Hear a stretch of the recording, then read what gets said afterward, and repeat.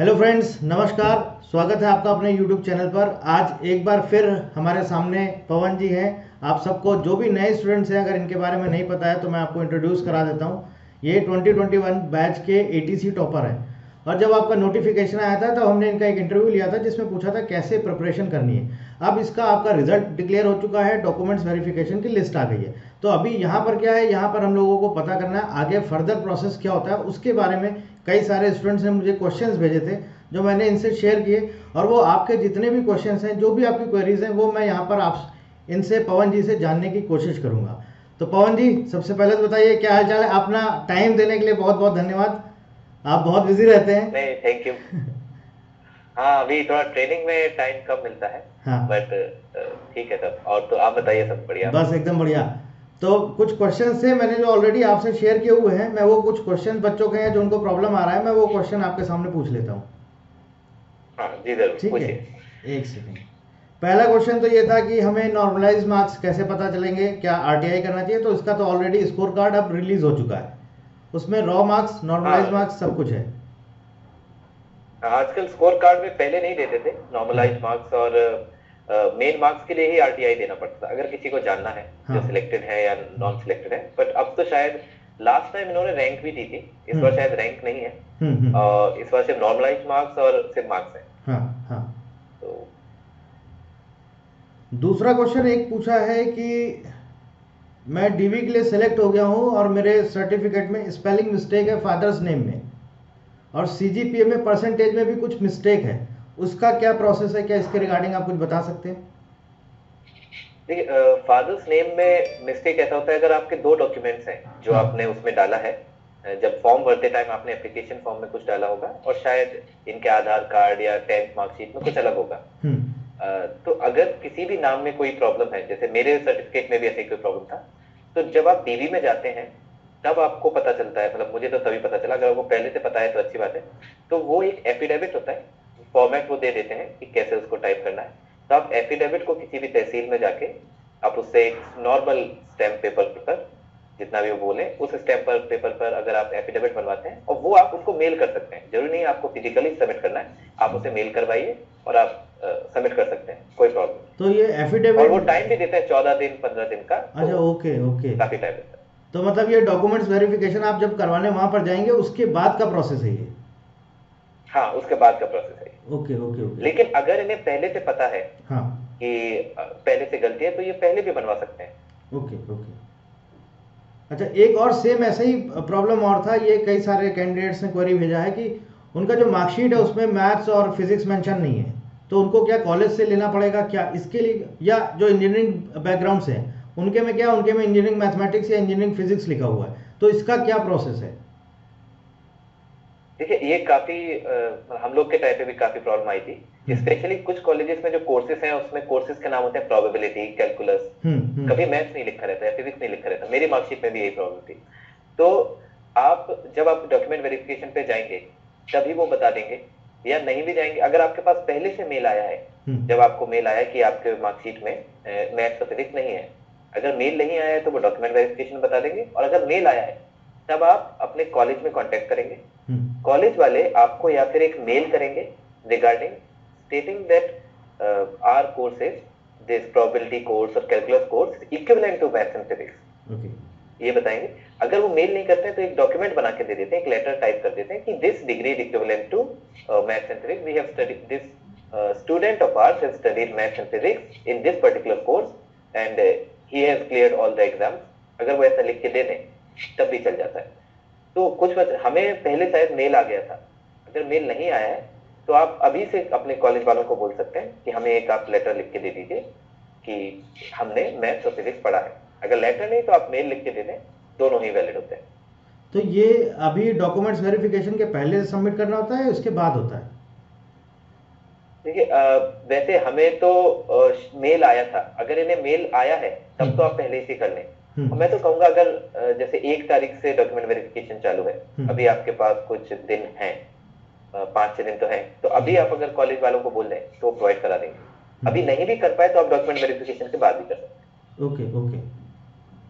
अच्छा, एक और क्वेरी था, एक किसी स्टूडेंट ने मुझे भेजा था कि मेरा एसएससी सीजीएल में भी सिलेक्शन हुआ है और वॉइस टेस्ट के लिए भी हुआ है, तो यहाँ पर मुझे जॉब करना चाहिए, और अगर करना चाहिए तो मान लीजिए सपोज मेरा सीजीएल में भी हो जाता है, क्योंकि अभी कंफर्म नहीं है कौन सा डिपार्टमेंट मिलेगा, अगर वहाँ पर भी कंफर्म हो जाता है तो मैं ये जॉब छोड़ूंगा, तो क्या मुझे बॉन्ड मनी पे करना पड़ेगा क्या? जी, एटीसी के लिए स्पेशली बॉन्ड अमाउंट तो है। हम्म। हमारे टाइम पे बॉन्ड अमाउंट था 7 लाख रुपीज। ओके। बट अगर आप ज्वाइन करते हैं, ज्वाइन करने के 1 महीने के अंदर आप अगर छोड़ते हैं ऑर्गेनाइजेशन, जब जिस दिन आपने ज्वाइन किया उससे 1 महीने बाद तक, तो आपको बॉन्ड अमाउंट नहीं देना है। ओके। ओके। लेकिन अगर आप 1 महीने के बाद करते हैं तो आपको बॉन्ड अमाउंट देना है। और कितना बॉन्ड अमाउंट है वो शायद इस बार चेंज हुआ हो, तो आप अपने जो भी एडवर्टीजमेंट है उसी के साथ एक शायद एनेक्चर या अपेंडिक्स आया होगा, हाँ। तो आप उसमें देख सकते हैं। तो उसमें ऐसा है कि 1 साल बाद छोड़ते हैं तो 5 लाख रुपए, 1 साल के अंदर 7 लाख रुपए, कुछ ऐसे स्टिपुलेटेड अमाउंट है। लेकिन अगर आप 1 महीने के अंदर छोड़ते हैं तो आपको कोई बॉन्ड अमाउंट नहीं देना है। मतलब एक मंथ का और फिर रिलैक्सेशन मिलता है? हाँ, 1 मंथ का रिलैक्स पीरियड है। ओके। फिर उन पे डिपेंड करता है कि आपके सीजीएल में कैसे मार्क्स हैं, आपको कौन सी जॉब चूज करनी चाहिए, तो वो सोच सकते हैं। ओके। ओके। इसके अलावा एक और मेजर क्वेरी है सबसे ज़्यादा आपका ओबीसी और एससी एसटी कास्ट सर्टिफिकेट का। वो ये बोल रहे हैं कि मेरा पुराना बना हुआ है, कोई कह रहा है मैंने अभी इसी बार बनवाया है, इसको लेकर क्या कुछ फर्द क्या प्रोसेस होना चाहिए? देखिए, जैसे इस बार बोला गया है 2022 से 23 का सर्टिफिकेट चाहिए। तो जब आपने फॉर्म भरा होगा तब भी शायद ये मेंशन किया गया होगा फॉर्म में। तो मेरा मानना है कि जिन्होंने तब नहीं बनवाया। जी, नोटिफिकेशन में मेंशन है कि फाइनेंशियल ईयर 2020 हाँ, और 2023 का चाहिए। हाँ, तो अगर उन्होंने नोटिफिकेशन में मेंशन किया है तो वो ऑब्वियसली यही चाहेंगे कि आप 22-23 का दिखाएं, एससी सर्टिफिकेट या ओबीसी सर्टिफिकेट। बट अगर आपके पास नहीं है, तब आपने नहीं बनवाया, तो आपके पास शायद इससे पुराना होगा, 21-22 का होगा, 2021 का होगा, आप वो भी ले जाइए और इस साल का 23-24 का भी बनवा लीजिएगा। क्योंकि जब आपने फॉर्म भरा तब आप उस कैटेगरी में आते थे, इसका कोई आपके पास प्रूफ होना चाहिए। और अगर आप 22-23 का बनवा लेते तो अच्छा था, लेकिन आप अपने पास अब तो टाइम नहीं है, तो आप 23-24 का बनवा सकते हैं। उसके अलावा आपके पास अगर कोई पुराना है तो वो भी ले जाइए। मतलब अगर मान लीजिए सपोज कोई ऐसे भी स्टूडेंट है जिन्होंने ये बोला है कि मेरे पास पुराना है ही नहीं, मैंने अभी बनवाया है 23-24 में, तो क्या ये वैलिड है क्या? इसमें थोड़ा डाउट है, क्योंकि जब आपने फॉर्म भरा तब आप शायद उस कैटेगरी में नहीं थे। उनका मानना यही होगा कि आप नहीं। हाँ, फिर भी आप एक काम करिए कि आप ले जाइए और जो आपके डॉक्यूमेंट वेरिफिकेशन ऑफिसर्स हैं वो डिसाइड करेंगे कि शायद वो मानते हैं नहीं, तो इसमें डाउट है। ओके। ओके। बाकी ऐसा और कोई इंपॉर्टेंट क्वेश्चन नहीं था। और एक लास्ट क्वेश्चन ये था, वॉइस टेस्ट के लिए कैसे प्रिपरेशन करना है? कई सारे बच्चों को बहुत क्वेरी है। वॉइस टेस्ट का क्या है, काफी वो एक शायद डर है कि वॉइस टेस्ट कैसे होता है या क्या है। ऐसा कुछ है नहीं उसमें। वॉइस टेस्ट में आप जाएंगे, एक नॉर्मल सा पेज होता है जिसमें कुछ इंग्लिश में कुछ फ्रेजेस लिखे होते हैं या कुछ पैराग्राफ भी हो सकता है, कुछ भी। तो वो बस ये चेक करना चाहते हैं कि आप एक फ्लुएंट इंग्लिश बोल पाते हैं या नहीं। ऐसा नहीं आप बिल्कुल ही फ्लुएंट बोले, आप एक रीड करना है आपको। एक डॉक्यूमेंट है, एक फ्रेज है, आपको उसको रीड करना है और आपको उनको सुनाना है। इसके अलावा वो बेसिक क्वेश्चन पूछ सकते हैं कि आप कहाँ से आए हैं, क्या करते हैं, और आपको नॉर्मल आंसर देना है। वो आपका कोई इंटरव्यू नहीं ले रहे हैं, जस्ट ये चेक कर रहे हैं कि आप फंबल तो नहीं करते हैं, आप की आवाज क्लियर है कि नहीं। तो इतना कोई प्रॉब्लम नहीं है, अगर आप नॉर्मल बोल सकते हैं तो चल जाता है। कभी कभी किसी स्टूडेंट से वो भी बोला था कि आप एक ही सांस में आ बोलिए, कि आप कितने सेकंड तक अपनी ब्रीदिंग होल्ड कर सकते हैं या टाइप ऑफ गाना गा सकते हैं। ओके। तो बस वो जानना चाहते हैं कि आपकी आवाज ब्रेक तो नहीं होती है। ओके। ओके। और मैंने देखा भी मोस्टली ज्यादातर कैंडिडेट्स भी हिंदी मीडियम वाले भी बहुत सारे कैंडिडेट सेलेक्ट होते हैं। हाँ, काफी हमारे साथ काफी लोग हैं, हमारे सीनियर्स भी काफी हैं जो हिंदी मीडियम से हैं। हाँ। तो उसमें कोई प्रॉब्लम नहीं आती है अगर आप हिंदी मीडियम से भी हैं। एपीसी में आपको कुछ फ्रेजेस होते हैं जिसको आपको रट के बोलना पड़ता है वहाँ, और पायलट भी उसी फ्रेजोलॉजी का इस्तेमाल करते हैं। तो अगर आप उसे सीख लेते हैं तो बाद में कोई प्रॉब्लम नहीं। अच्छा, ये तो चलिए आपने बता दिया कैसे प्रिपेयर करना है, लेकिन क्या प्रोसेस होता है? मान लीजिए सपोज आप वहां पर गए तो वॉइस टेस्ट के लिए क्या प्रोसेस होता है, मतलब कैसे स्टार्ट करते हैं वो? सबसे पहले आपको 2 अलग अलग राजीव गांधी भवन में ही होता है। तो एक जगह डॉक्यूमेंट वेरिफिकेशन होगा, उसमें आप एक एक करके जब आपका नंबर आएगा या जब आप रिपोर्ट करेंगे जितने जल्दी, उस हिसाब से आपको डॉक्यूमेंट वेरिफिकेशन किया जाएगा। आपकी marksheet, 10th marksheet, OBC certificate, SC certificate, जो भी है सारे डॉक्यूमेंट क्लियर करने का फिर जब सब लोगों का हो जाएगा या कुछ बैचेस का हो जाएगा, तब आपको एक दूसरी बिल्डिंग में भेजा जाएगा जहां वॉइस टेस्ट होगा। वहां आपको एक वेटिंग रूम में बिठाएंगे और जैसे जैसे एक एक का होता जाएगा आपको वहां बुलाएंगे, और एक रूम रहेगा काइंड ऑफ इंटरव्यू रूम, जिसमें 3-4 ऑफिसर्स बैठे होंगे। वो आपसे नॉर्मल क्वेश्चन पूछेंगे, आप बैठेंगे वहां, अकेले ही रहेंगे, एक माइक्रोफोन आपके सामने होगा, तो आपकी आवाज माइक्रोफोन में रिकॉर्ड भी होगी फॉर फ्यूचर पर्पस कि आपने सही बोला है नहीं।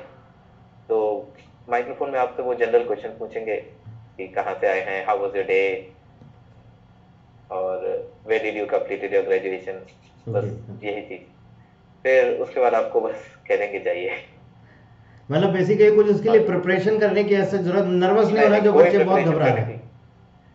वो एक जो पेज दिया जाता है उसमें हाँ। लिखा रहता है कि आप जैसे कुछ बिहार से लोग होते हैं, वो राकोट पढ़ते हैं, या फिर किसी पर्टिकुलर जगह से होते हैं, उन्हें कुछ कुछ शब्द बोलने में प्रॉब्लम आती है, तो वो भी कुछ होते हैं कि आपको क्या ये शब्द बोलने में प्रॉब्लम आती है या नहीं। तो एक नॉर्मल से क्वेश्चनर होगा कि आप कहाँ से हैं, आपकी नेटिव लैंग्वेज क्या है, आप किस किस वर्ड्स में प्रॉब्लम होती है, बट उसका कोई फर्क नहीं पड़ता। अगर प्रॉब्लम है भी, ओके ओके आप फंबल ना करें, आप नॉर्मल इंग्लिश बोलें तो चल जाएगा। Okay okay. तो बस यही सारे क्वेश्चंस थे जो भी कैंडिडेट्स के, आई होप, मुझे लगता है जितने भी कैंडिडेट्स ने या जो भी हमारे स्टूडेंट्स हैं जो भी क्वेश्चंस भेजे, आई होप उनके सारे क्वेश्चंस के आंसर्स इस वीडियो के थ्रू मिल गए होंगे। तो पवन जी बहुत बहुत धन्यवाद आपका। और कैसा चल रहा आपका ट्रेनिंग वगैरह? ट्रेनिंग काफी अच्छा, थोड़ा हेक्टिक होता है शुरू में कि आपको काफी मतलब जितना आपने प्रिपरेशन के टाइम पढ़ा है शायद उससे भी ज्यादा थोड़े पढ़ने का, मतलब आपको समझना है चीजें। हाँ। और एग्जाम्स होते हैं यहाँ, एग्जाम्स के पासिंग परसेंटेज मेनली 80% होता है। Okay okay. तो आपको 80% मार्क्स लाने हैं उन थ्योरी वाले एग्जाम्स, जिसमें आपको ऑब्जेक्टिव के साथ साथ रिटन भी होते हैं। तो उनको आपको जो डीजीसीए के अकॉर्डिंग रिक्वायरमेंट्स हैं, उन एग्जाम्स को आपको पास करना है, और उसके बाद आपको ट्रेनिंग दी जाती है। ओके, तो ये आपका 6 ट्रेनिंग में मंथ्स मेनली पढ़ाई है। हाँ, मेनली पढ़ाई। तो 6 मंथ्स का ट्रेनिंग रहता है और इसके बाद फिर स्टेशन पे आपका पोस्टिंग मिल जाता है। हाँ, उसके बाद स्टेशन पे पोस्टिंग होती है। तो स्टेशन पे पोस्टिंग वही जब आपकी ट्रेनिंग खत्म होती है उसके 15 दिन पहले आपको बता दिया जाता है कि आपको स्टेशन पे जाना है। Okay okay okay. चलिए पवन जी, बहुत बाकी बोलिए बोलिए बोलिए बोलिए। हाँ, बाकी यही है कि वॉइस टेस्ट के लिए इतने डरने की जरूरत नहीं है, कुछ हाँ। ऐसा खास नहीं है उसमें। आपको बस एक क्लियर आवाज में हाँ। जो फ्रेजेस हैं उनके आंसर देने हैं, और कोई फर्क नहीं पड़ता उससे कि आप किसी वर्ड में प्रॉब्लम है या नहीं है, बाकी सब ठीक। Okay okay. तो आई होप सभी की क्वेरी यहाँ पर सबके आंसर्स मिल गए होंगे। सो पवन जी, एक बार फिर से आपको बहुत बहुत थैंक यू वेरी मच, आपने अपना टाइम दिया। Thank you so much. Thank you so much.